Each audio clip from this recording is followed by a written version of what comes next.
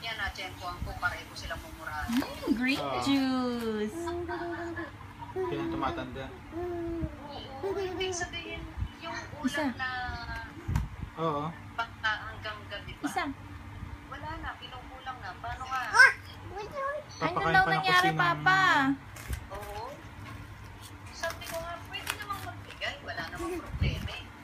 Kung sobra-sobra. She likes it. Tama lang.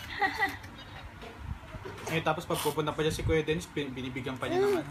Hindi na nagpupunta si Dennis. Alam mo ba nung nabasa ko yung iniwan niya yung cellphone niya rito? Oo.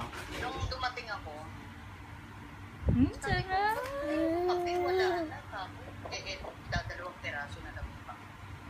Sarap ng gulay.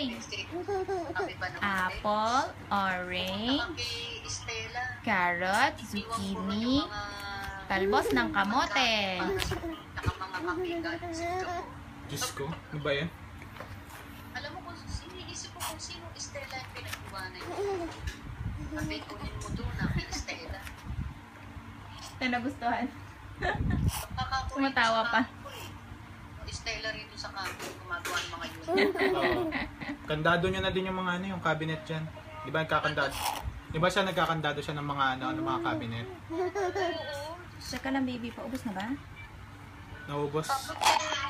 Buti nga yung Konti lang naman nilagay ko si kasi. ano, Ah.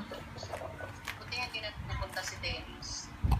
Dati pa yun, ganun naman din yun. Oo, wala hindi nga nagpupunta, matagal na. Dito naman sa isa na lolo ko.